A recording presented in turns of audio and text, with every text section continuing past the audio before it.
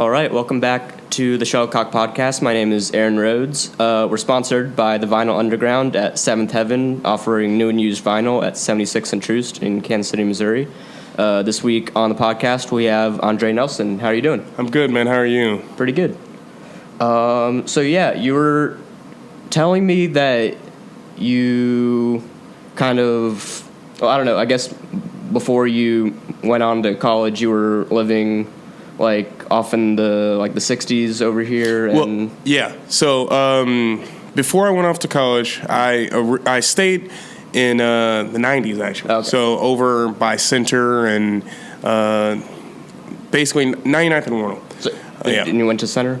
Yeah, yep. Center High School. Yep.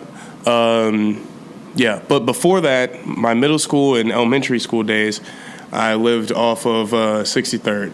So over by Ace High School. Yep. Kansas City, born and raised. Yep. So what were some of your first experiences with just music growing up? Well, growing up, my dad would always have us. It's just me. I was the only child. He'd always have me listening to R&B and the Ghetto Boys, stuff like that, old rap. But I started paying attention to my own type of music around middle school days, so B.O.B. When I started to like the stuff I like. But yeah, so. And do you think that was just the introduction to that was just a lot of internet stuff, and you were just, or was it through some friends you had, or mainly it started through the radio, yep. So pretty artificial, and then through radio I went to the internet, and one thing leads to another on the internet. So yeah. So you said B.O.B. was one of your first? Yeah, B.O.B. favorites? was the first guy that I dived into and looked at his whole discography and just was a stand basically for. Has that been kind of a bummer recently? Yeah. he believes the world is flat, and I don't know. I'm just joking, but B.O.B. changes his style so much nowadays that I just can't. I can't find myself following it anymore. So, but would you, you're still you still kind of know why you got into him back then? You just you had a really you kind of the pop appeal of it, or what made you I think it was that pop / rap, that alternative rap that got me into it, and then I started finding artists that sounded like him. So Chitty Bang, they never really popped, but they were in that same vein. And then I actually found Kid Cudi through the same type of thing. And back then, Pandora was a thing. So when I'd listen to B.O.B. radio, the occasional Kid Cudi song that wasn't Day and Night would play. Yeah. And then I'd be like, oh, this is good. And then so it always... Yeah, so you're just kind of catching the late 2000s, early 2010s, alt rap, and I'm guessing you probably had a Cool Kids thing, or was that a little early? No, yeah. I don't know. It was in there, but I didn't really dive into that realm. You know what I'm saying? And how do you think your taste has really changed since those days? Have you incorporated other genres, or just kind of found new stuff that you're into? I've always been into a lot of everything. So I think alternative hip hop, that B.O.B. style, got me into different types of rappers. So I was always into what was out then because I was just listening to the radio, but it was different types of flows and rapping over different types of beats, and sometimes a rapper could rap over a guitar and that could sound good, and sometimes a rapper could rap over a techno beat, and that was around the same time that 808s came out. So it all merged and fleshed out into the stuff I like today. Yeah, but also I just want to note, I feel like this is going to be just a really eye-opening interview for me, just because we hadn't met until today. So I'm really glad this is just us hanging out for the first time and getting to know each other here. But okay, so you're I don't know if you consider yourself like a huge music head like in high school, or if it's just like kind of a casual thing for you, or music. I wouldn't say it's a casual thing, but it is a big part of my life. But it's not the biggest part of my life. Was there other stuff that was like taking up more of your energy and your interest? Yeah, visual art. I'm a visual artist first and foremost, and then at the time I was playing soccer. So like I really became like into music in high school. So like around that time I was into those types of things. So it wasn't just always music. And what media do you work with most when you're doing visual art? Nowadays, I stay mainly digital, so I'm a graphic artist by trade. But I can do everything. I could edit a video. I could paint. I could technically draw, and stuff like that. So I can do a little bit of everything. And so how long did you know for like a long time that you wanted to end up going to school for art? Yeah. Yeah. At the beginning of my freshman year, I decided I was going to tailor my life towards that and go towards the art school path. And I didn't know what that meant at the time, but I just decided to do it. And my parents were on board, my teachers were on board, everything got into place, basically. So, and I think like even like I've never been enrolled in an art school or anything, but like just being kind of in the orbit of it, like when you are at the age when you're like you have friends that are going to art school and stuff, you're like, and you're kind of looking at it from the outside, you're like, oh, I had no idea that's what happens at art school. And I guess maybe that's kind of a similar thing you had as you're kind of getting closer to there. Maybe I think what people, the big misconception of art school is that we're just drawing all day and just like we're so in touch with our feelings, and we're writing essays. Like I wrote a 10-page essay for a final. Like it's not you don't go there just to slack off. It's you got to be serious about art, or you got to be serious about faking about being serious about being art. I don't know. And I always hear just like horror stories from like critiques and everything. I'm like, oh man, that sounds like the worst. Do you have any of those yourself? No, I expected to go to art school and being like people ripping me down and like, oh, this is terrible. This is no. It's a very supportive group of people. Maybe that's where the school I picked. But where are you enrolled? I'm at the Minneapolis College of Art and Design, so MCAT. But either the work that you present is really good and they'll talk about it, or it's really bad and they won't talk about it. So if it's bad, they won't talk about it. So that's how you know. You've been lucky so far. Yeah. I mean, I guess just as far as not being berated for something you made, which must feel just like the worst. So that's good. So what? I mean, okay. I guess like what takes up a lot of your time in as far as your coursework goes? Like, do you end up doing like a lot of like? Are you in like graphic design courses? Yeah. So I just lay out my schedule. So this past semester I had graphic design on Monday. Graphic design 1 at 1 p.m. through 6 p.m. And then at 6:30 p.m. I had a night class, which was history of jazz, and that was my liberal arts class. Then on Tuesday I wouldn't have a class. Wednesday I had 3D, which is just like making stuff. It's like a foundations course. It's basically for people who don't know what they want to do at art school to like try to like fit them in somewhere to where they have somewhere to be come sophomore year. Then Thursday in the morning I would have art history from 9:30 to 12, and then typography from 1 to 6. And I wouldn't have a class on Friday. So do you have a fairly good idea of like what kind of course you want your schooling to take, like what you want to kind of specialize in and all that? Yeah. I'm tailoring my art school experience to graphic design because I want to be a graphic design major.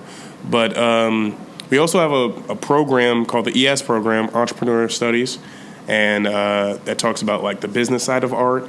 So that's where the artist will talk to like the creative directors, and that's like the creative directors. That's where they go to the ES program. I want to probably take some classes in the ES realm. So. And so I guess we'll kind of tie that back in a moment. But so what were some of your first experiences with Kansas City musicians? Oh, like Kansas City-based musicians? Yeah. Well, I remember in middle school, it was always like a negative connotation when it came to like Kansas City artists, and I never understood that because I personally never heard any of them. Except for like Tech Nine, but everybody knows Tech Nine. Yeah. Are you a big Strange head? No. Okay. No. No disrespect. I respect him and all he's done for. I feel exactly the same. City, it's like, but it's not for me, but way to go. Well, yeah. He did what he did. Yeah. Well, he's doing what he's doing. Yeah. He's not done. So, but yeah, in middle school, it was always like a negative connotation. I never understood it, but.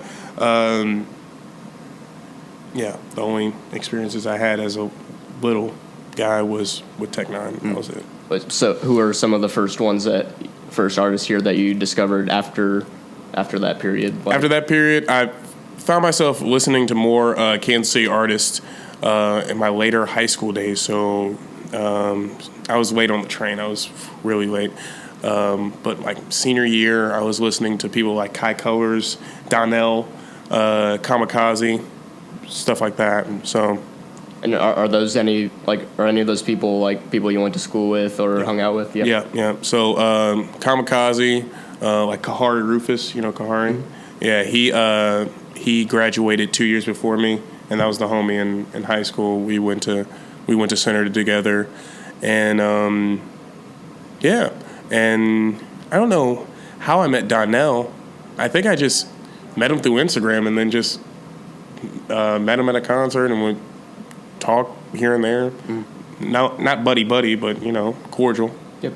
But yeah. And it's kind of funny. Like Kansas City really just at this point doesn't have a ton of infrastructure. I would say for like platforms for artists that are just like really citywide and like as big as I've like built Shuttlecock in the last 2 years, like it's still not reaching like tons of people that I don't know. Yeah. So like for most people in Kansas City still, like if you know a local rapper, it's probably because you've actually like met them or gone to school with them. Yeah. So I think that's kind of an interesting thing, and like we're going to be probably seeing in the next couple years like people kind of bridging that divide to some extent. I don't know how far it can reach, but I think that's kind of exciting to. Yeah, I'm excited. This city. No, so now bringing it back to Saber. Okay, Saber. We have that's your magazine that you started last year.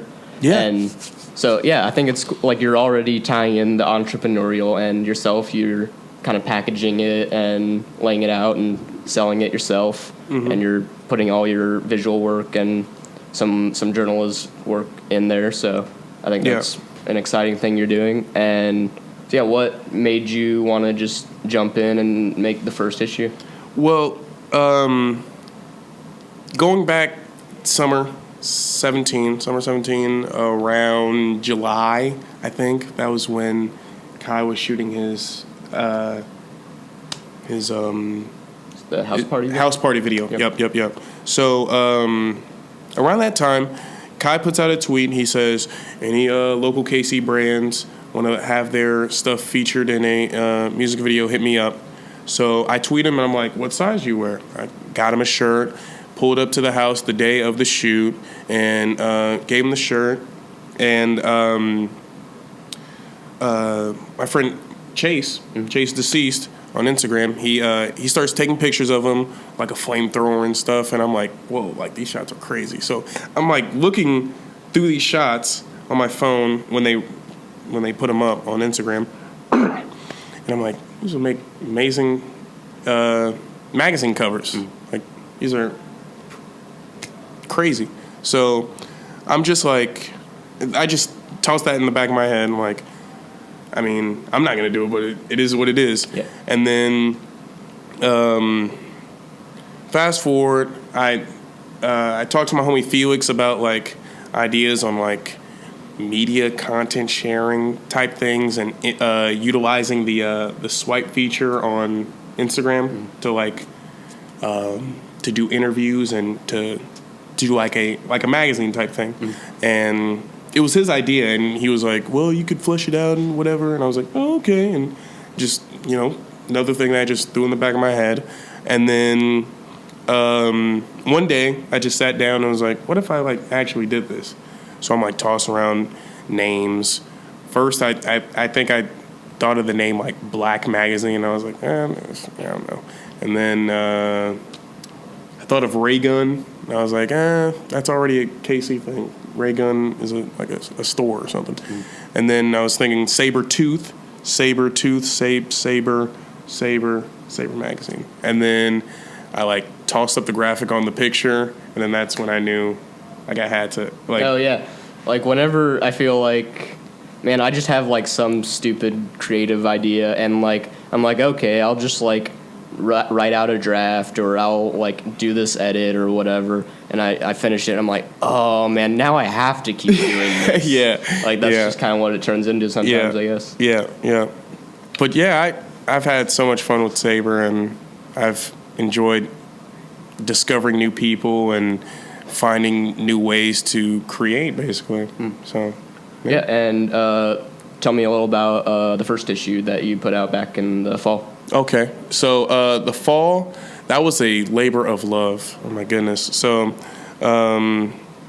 if you guys don't know, Saber Volume 1 came in a 5x7 dimension, and it was very intimate, 30-something pages, if that. And it was just me finding people that I thought were dope, writing up things that I'd actually want to read myself, and making it look relatively good and packaging it. And that was basically it. And I conducted the interviews through email, because that was the only way I knew how. And then I put it all together when I had all the content in a matter of 2 weeks, I think. Yeah. Ordered the stickers, and then the rest is history. And so you had a Kai Colors interview in there. He was on the cover. Mm-hmm. And what else did you have in there? You had Chase. Chase was in the first one. It was like a photo spread of Chase's stuff, or no? Well, you had two pictures introducing the Kai interview. Yeah. And then 2 pictures as an outro, and then at the end it was like a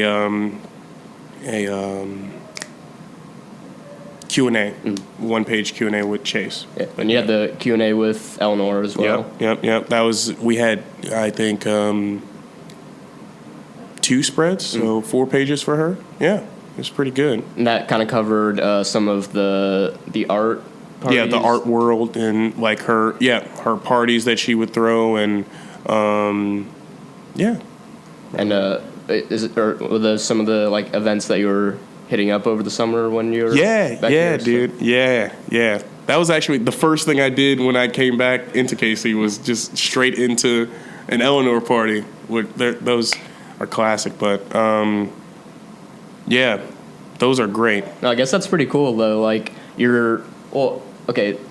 maybe my timeline's wrong here, but you're in Minnesota at school, and you're like kind of watching a few Kansas City rappers from like social media and stuff, and you're like, oh, this would look cool as a magazine. And well, I wasn't at school. Oh, you weren't? I wasn't at school. This was it was over the summer. Okay. So it was July.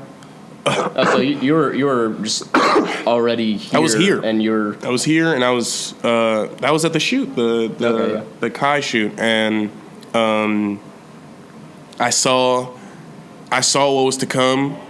I saw how great Kai was, and I just I needed people to know what is going down in Kansas City and what's gonna happen. So it just feels like a very organic thing. So it all pieced together by itself. I only put it together and put it out. It seems just like a really natural document of like the artists you were into and who you were hanging out with and everything at the moment. So I think I appreciate that from like a documentarian standpoint. Like, even like, the first magazine you make, it's not going to be like the most incredible thing on earth, but like existing as a document for that point in time, I think it's really valuable. So. Yeah, and that's why we keep it up on the website, because looking back at Saber Volume 1, oh my God, dude, like the typography in that, it's terrible. Like I could point out little things and show you little rules that I break of typography, because got some pica stuff going on. Is that some kerning. I know that was always my high school newspaper problem. I'm like, yeah, I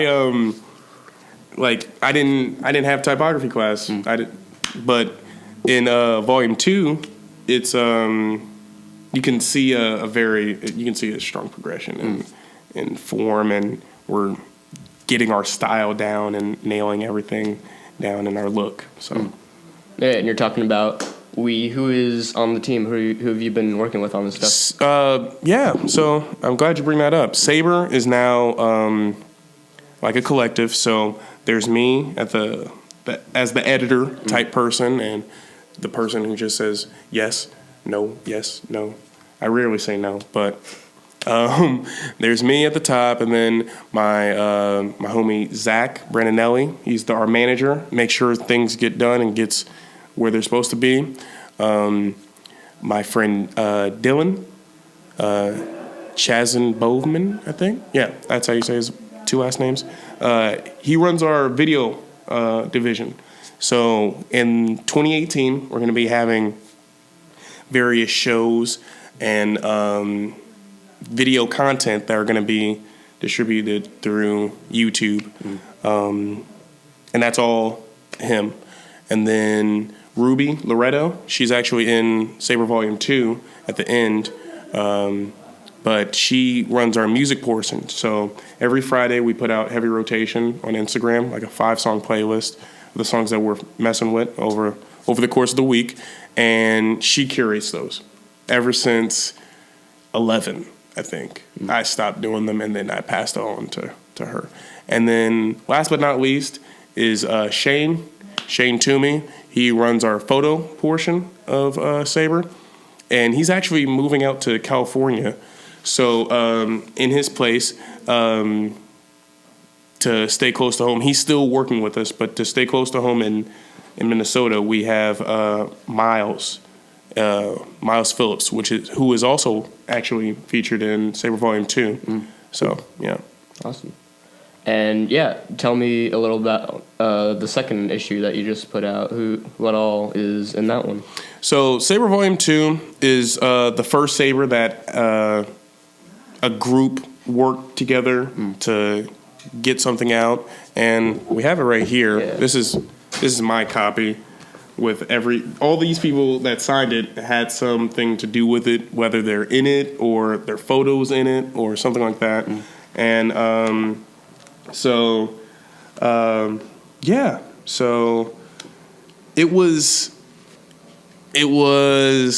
frustrating near the end, because some people, I was like waiting for people to submit content. I'm like, it comes out tomorrow. What are you doing? But we got it all done. We got it set, and this is our biggest copy to date. I don't think we're going to get any bigger than 84 pages. That's really solid for an independent magazine. Yeah. So I was really excited about that. And yeah, if whenever I pick up a magazine and it's just there's not any like beef to it, I'm like, okay, what's going on here? Give me more. Yeah, it's awesome. Yeah, thank you. And yeah, you've got some. Is it an interview with Solomon in there? Yeah. Well, no. We have a artist profile on Solomon, Such and a little short essay and an update on his work. Yeah. So after basically attending a show by him, and hearing his motivation and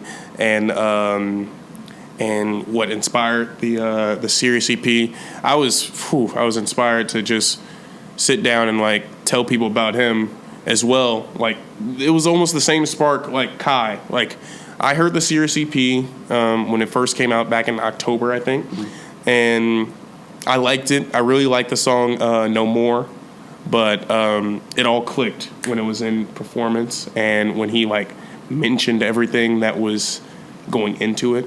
So what show were you at? it was honestly, man, I have no clue. It was in a basement of a bar. Oh, it was probably Prohibition Hall, that one? Yeah. It was that. And then there was like a light board in the background. But yeah, Solomon talks about how he was dealing with family issues and how he made the tape just where he's like, all right, if I'm gonna do music, we're gonna go all out. It's time to get serious. It's time to work. And that's kind of how my mindset has been with like art. Like if I'm gonna do this art, if I'm gonna work, it's time to take this seriously and try to find a way to monetize this and not do it because do it because I'm just to sustain it. Yeah, do it because that's my main. Oh my goodness. Do it because that's like your main love. I've been drawing since I could talk and see. So it's like, it's second nature. So it makes sense to try to make money off of that. Yeah. So. And it's I mean it's always like you just mentioned, like drawing inspiration from Solomon's performance and the EP and everything, and it's always really rewarding when someone that you're a fan of can inspire you, and it just kind of cycles back around. And so and who else gets covered in the new issue? So we have a kid named Murad.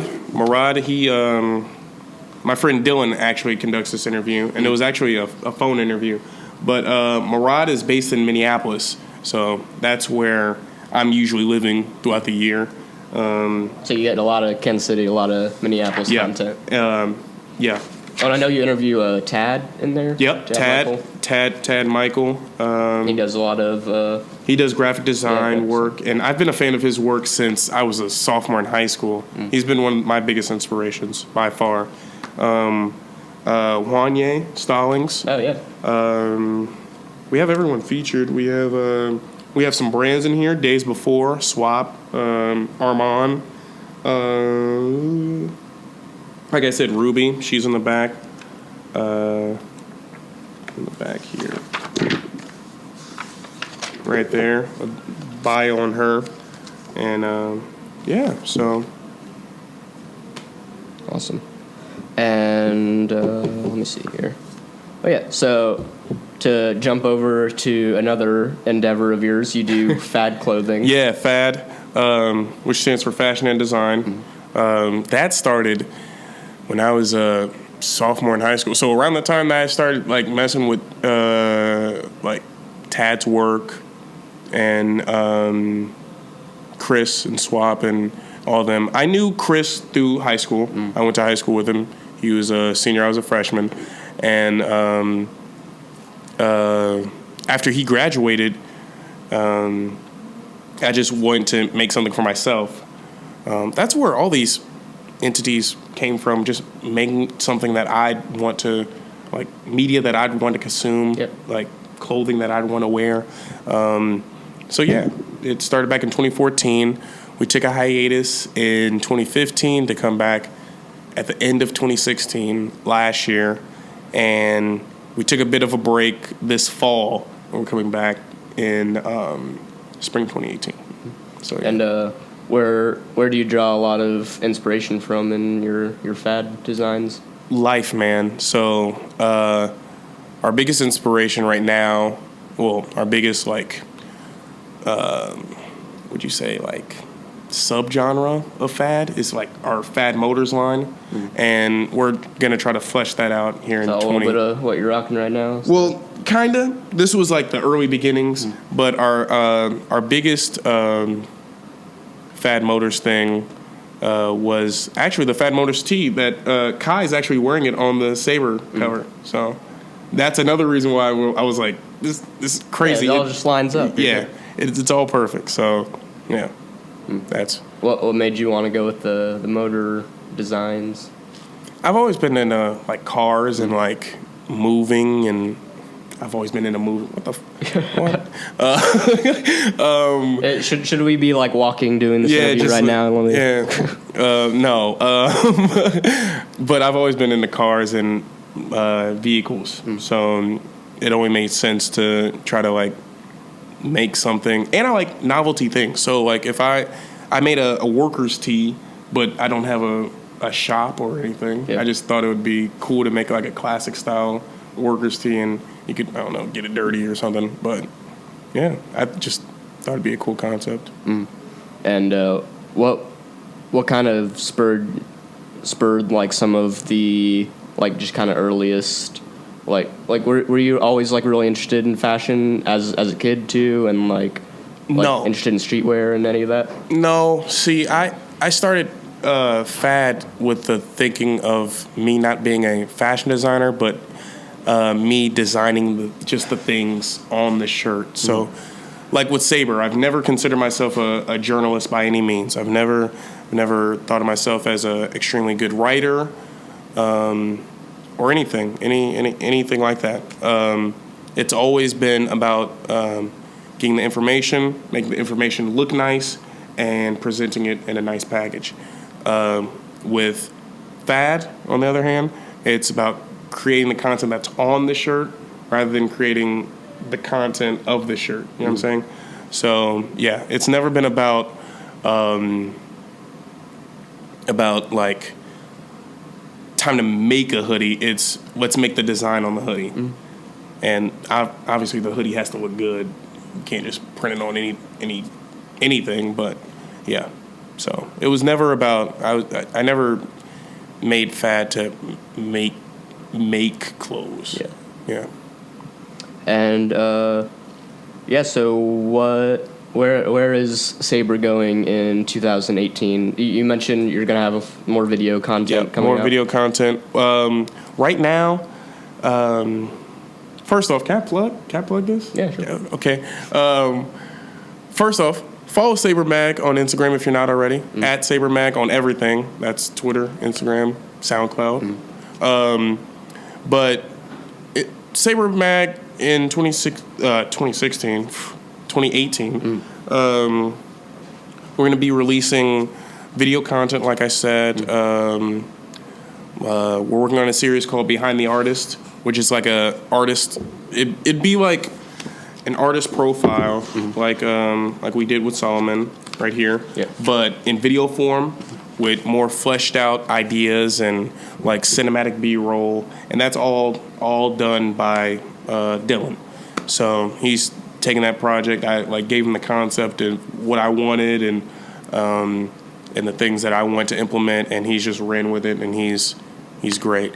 But aside from video and that side of Saber, we're also going to be doing not podcasts, but more like prolonged radio shows, and we're going to be releasing those for free on SoundCloud. So things like Beats One and Breakfast Club and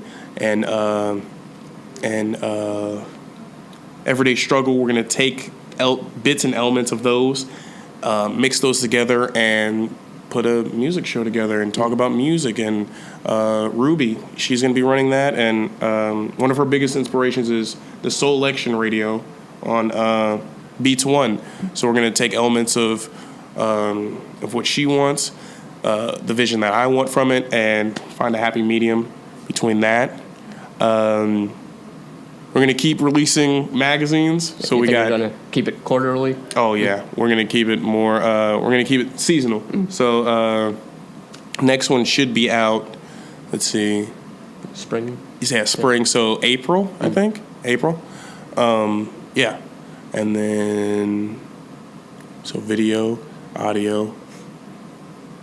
Oh, and then we have. You're making food. Is there anything? No, we're not gonna make food. I'm gonna try to start doing more more content on Instagram and Twitter to where the audience can interact with it firsthand. We also have like original content coming within the magazine. So Saber 2, excuse me. Saber 2 is the first mag to have original comics in it. So we're gonna be fleshing out those ideas, and here at the end of our year, so our year starts in fall. So around that time, we're gonna try to release a big omnibus of not only Saber, like a year in review, but of the original content to come out. So one of the comics in here is Giga Man, that's drawn by Zach in this case. There's 2 Giga Man comics in this, but we're going to try to put a Giga Man comic together.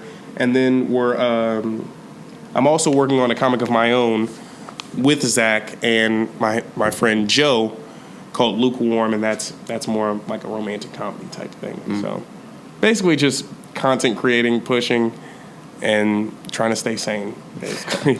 Oh, yeah. Is it hard to balance your time as like a student while you're doing all this? Not really. It's easier than people would expect, because going to art school, I'm already doing the things that I'm doing for fun. Yeah. You know what I'm saying? So like, have you got to turn in any of like your Saber work for classes, and you're like, oh, that's good. I can do both at the same time. I've gotten my teachers to trust me. So like when I'm not working in class, they're like, what are you doing? I'm like, I've put together like 3 books this year. Like, give me some slack. Let me work on this essay that's due for the next class. But no, I try to keep Saber out of school. But with Dreambox, we were talking about that earlier. When I first was making that spurred out of a class project and grew to be something more. So. Oh yeah, and so Dreambox is more of like, you were describing it as like your own expression of visual art, and like Saber is about the music and the artists, like all the other ones, but Dreambox is more of your baby. Yeah. And Saber isn't just music; it's everything. Oh, yeah. So it's like visual art and dance and whatever we think to cover. Yeah. But Dreambox, I call it my visual album. So it's basically trying to empower visual artists, or try to put that fire back into the visual art world, to say that like we're as important as musicians. And I love musicians, I love music, and I love all the liberties they get to take, and I want to take those liberties as well. So that's what Dreambox is about, and it's mainly, like you said, self-reflection,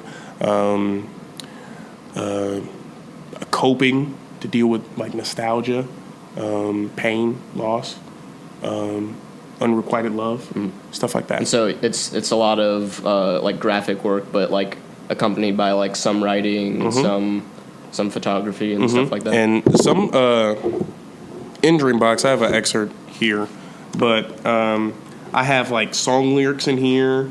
I have found images that I've taken, poems, stuff like that, little stories that don't really have to. They're like one-offs. Like, they don't have to mean anything to an outside person just because it's your art and that's how you're expressing yourself. Yeah, that goes with music. So, like, if I were to paint something and, like, let's just paint this white and put a dot in it, and I say, this means how lonely I am. And then someone comes around and looks at it, oh, I could do that. It's just a dot. Yeah. But if I make a song about it, how lonely I am, but it's real minimal and it's only my voice or just one note playing over and over again, oh, he's genius. Oh, what? Oh. Yeah. I don't think that's fair. So and it's kind of the whole thing probably also of like you're in an art museum, and like you're like some people just probably walk up to every painting and they're like, I wonder what this means. Like, no, it doesn't have to mean anything, or it can mean something different to everyone else. So I'm guessing that you kind of mentioned that you're wanting to do this kind of stems from like not in spite of musicians, not like to be upset at musicians, but like how visual art probably gets treated as like a supplement to music instead of its own thing sometimes, instead of something that's equally as important. I think visual art should get back to how it was in like the early 90s, late 80s. So around that time, you had the likes of Andy Warhol, Keith Haring, Basquiat, all in the same building. Like, they're all in the same realm. They're all in the same plane. You'd go to a party in New York, and you'd see Basquiat in the corner. And then you turn around and you see Run DMC in the other corner. So it's like, what? Like, why don't we see Kehinde Wiley on the same scale as Kanye West when he's empowering black people in the same way that Kanye is doing the same? So, or let's say Kendrick at this day and age. So yeah, oh yeah, that's there's definitely a point to be made there, and man, I'm excited to see his Obama portrait as well. Yeah. I know he's doing the official Obama presidential portrait. That's gonna be crazy. No, yeah, I want like. Do you know if he's like supposed to be like taking like a lot of liberties with it? Or I have no clue. I have no clue. I'm interested. But is he someone you followed, or are you just kind of a fan of some of his stuff? Oh, I'm everything pro-black. Yeah. So if I don't know. So with Kehinde Wiley, it's always been a thing of endearment of taking old Gothic style paintings and remixing them to a modern twist, and having black men and women in their everyday clothing and in these expressive poses as they were, and classically painted as they were back then. So I've always been a fan of Kehinde Wiley's work in that regard. But I don't know if he's going to be painting Obama like all ninja-like. But I'm excited to see what he does with it. Yeah, for sure. And I'm kind of backtracking here, but I am interested. Like, so you are going to school in Minnesota, but you are covering a lot of Kansas City music, and but where are some of your teammates based? Like, is it a lot of Minnesota people? That's the great part about it. So that's the great part about it. So I mentioned before Shane was going out to California, so he's setting up base out there, and then I'm from Kansas City, so that's another spot. So LA, KC. Then Ruby, she's from Saudi Arabia. So there's another ping. And then Dylan, he's from Minneapolis. So that's like a home base for us, as well as Kansas City. And then Zach, he's from New Jersey. But the Miles Phillips, who's subbing in for Shane, he's from Milwaukee. So we're all around the map. We're trying to spread as much as we can, and we're not trying to keep. We love Kansas City, and we love Minneapolis, and we love all the places that we're at, but we're trying to make Saber for everybody. So, like, I just got off the phone with a guy out in Baltimore, and we had a submission from a kid out in Hawaii. So we're always trying to like find a way to cover as much as we can, cover as much ground as we can. So yeah, cover the culture. Cover the culture. Hey, the tagline. Hey, yeah. Man, look at that. I'm with you should work for Saber. No, just kidding. You got your own thing, but but does that present a challenge to you at all? Like not being able to have everyone in the same room at some times? No. I encourage it. I encourage moving and branching out, because when Shane talked to us before he even like thought about applying. He was like, I want to go out to LA and you guys can visit me. I still want to work with Saber. And we're like, go do, like, we're not going to stop you from spreading your wings. Go do it. We'll come work with you. We'll still work with you. We'll all be good. We'll still be family. So I encourage it. If anyone ever wants to like move, but still wants to work with Saber, I see no problem with it. Right, and you mentioned Ruby is from Saudi Arabia. Mm-hmm. How do you get in contact with someone? Well, she goes to school in Minnesota, so we kind of cheated. But yeah, she was born in Saudi Arabia.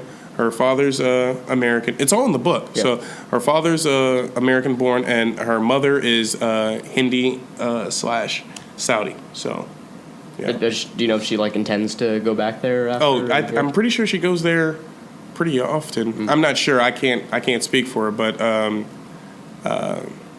yeah. You're gonna send some books with her and spread the brand out there. Maybe we do have some followers from Saudi Arabia because of Ruby. Mm. So it all ties in. It all works. So yeah. Awesome. Oh yeah. So also, as far as location stuff goes, when you do get back to school, mm-hmm. do you think you'll be at any disadvantage, or do you think it'll be challenging at all to be covering a lot of Kansas City artists from a distance? Well, no, because I'm from Kansas City. Mm. So the people that I follow are always going to be promoting their own little thing, and I follow like Solomon and Chris, and I follow everybody that I follow with the Saber account on my account. Mm. So I'm always tapped in. I always know what's gonna to go down. What am I saying? I always know, or try to know, what's happening in the city, and if I can't be there, I'll try to get somebody from here to shoot or cover it. But yeah, so I always try to keep an ear to what's happening in Kansas City. And this is just kind of something a comparison I've drawn myself just talking to you about this. But I love that. I love Brockhampton. Mm-hmm. Great musicians, great artists, mm-hmm. everything. But I also love how uniquely internet age they are. They connected on a Kanye West fan yep. forum, and they have done a lot of collaboration just through stuff on the internet. And I appreciate how Saber is also just kind of a uniquely internet age document and company, because I don't know, I'm logged in, I'm online a lot, mm-hmm. and I just have kind of an appreciation for using the internet as a really cool tool and using it to create cool things. I think, as maybe just as a lot of people as casual internet users, they just use Facebook to talk to their friends and post pictures or whatever. I understand how it's kind of easy to get burned out on the internet if mm-hmm. you're just using it for this kind of basic stuff, or if it's just to socialize and stuff. But I think I'm at a point right now where I appreciate it as a tool to connect with people and try to make a living and push out your art that way. Yeah, dude. Hey, without the internet, I wouldn't be here. We wouldn't be here. Exactly. This wouldn't be here. And then and bringing internet people together for real life things, that's always fun and crazy for me. I've had the 2 Shuttlecock shows here, and just the mix of people that shows up and the stuff that goes down is always really exciting for me. Yeah, dude. So. Yeah, dude. The internet's a crazy place. My art teacher in high school mentioned or told me it was like the Wild Wild West right now, because we're in the early stages. It's still people don't think about it. Dial-up was 8 years ago almost. It wasn't in 2000. Yeah, it wasn't even that. Yeah, Internet 2.0 was probably 10 years ago. It was not even that far off. Yeah. So, yeah, you could not use the internet if somebody was using the phone, the house phone. Yeah. So, with the internet these days, it's quickly turning into the way that everyone's getting their media, everyone's getting their content. No one's going to a a radio. No one's turning on a radio, or no one's. More and more people are starting to go to the internet rather than going to the TV to find their news, because the internet conforms to. If you know how to work the internet, it'll conform to you, and it'll present you content rather than you going to get content. And that's a lot of these old ways of getting information. It's someone giving you content. Like, if someone from the middle of nowhere turns on a TV, turns on CNN, that's the only input they're getting, right? Unless they turn the channel and find something else they like. But with the internet, if you like a video that's a certain side, you'll start seeing more videos to that certain side. So it's like, you know what I'm saying? Yeah. So it's, and that becomes dangerous to a certain extent, but I don't think we're going to dive into no. political internet right now. That's a scary so side too. If everyone's getting their stuff on the internet, Andre, why did you make a magazine? Why did you print a magazine? Because it makes it special. Yeah. Because it makes it special. I think it's a different feeling when you see an interview online. That's why we started the Submission Sunday segment on Instagram, where it's like an interview with an artist. But we kind of like slowed down on it because it's different from seeing it and swiping through it and then like, all right, done. Then having a tangible book in your hand that a lot of months and care, and you can. I feel like people know and feel it when they see it, and it all makes sense. Saber all makes sense when the actual magazine is in your hand. And we're gonna try to put that energy into the other mediums that we have. So we'll put that same care and effort into like the radio show, and you'll be able to hear it from the start to the end of how much work and what Saber's about when it comes to the radio show and watching the videos. You'll know right when it starts what Saber's about, just like when you first open and when you first close the book. So awesome. And and I always want to ask this of people who I think are like especially like kind of tapped into like Kansas City music culture. Where do you see things heading in the next year? Like, what do you have any specific predictions, or do you just have any like feelings like looking back on the last year? Or I'm interested in your takes. I think we're in a good spot. I think people like Sean and Walt getting on Apple Music is crazy, and Dame getting on Apple Music is crazy. There's no way. There's no reason for us not to. There's no excuse. There's no excuse not for them to push music all their way as far as they can, and to blow up. Like there's no possible excuse, because they're not SoundCloud rappers anymore. They're rappers. They're rappers. Yeah, they're rappers. So they're artists, and they're great. So the music's good. It's there. It's on streaming services. There's no reason why they shouldn't be as big as they should be. Word. I think that takes. I think that's all the stuff I have for you. All right. Let me see here.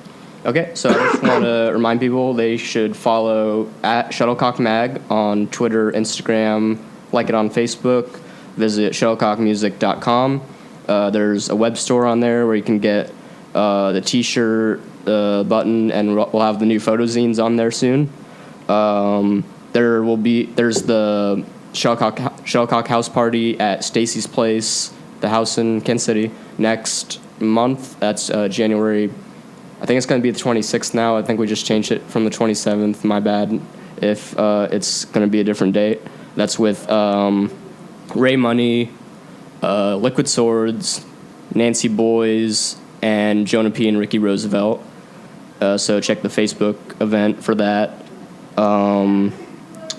Listen to the A.D.D. podcast with Jason Barr. And where can people find Saber and you online? Well, you can follow me online at Andre Nelso. That's on Instagram only. And on Twitter, I think my name is I am Andre Nelso. Not sure. I'm not really on Twitter that much, but you can follow me as well. In regards to Saber, it's at Saber Mag on everything. Everything at Saber Mag. So that's Twitter, Instagram, SoundCloud. We post playlist every day. I mean, not every. Whew, don't do that. We post playlists every Friday. And on Facebook, it's at Saber Magazine. So you can like us on that. On YouTube, we're at Saber Mag. We only have one video up, but that's more content to come in the future. So yeah. Oh, and to purchase a magazine, it's sabermag.bigcartel.com. And all links can be found on the Instagram, Twitter stuff. So awesome. Thanks for being on the show today. Thanks, man.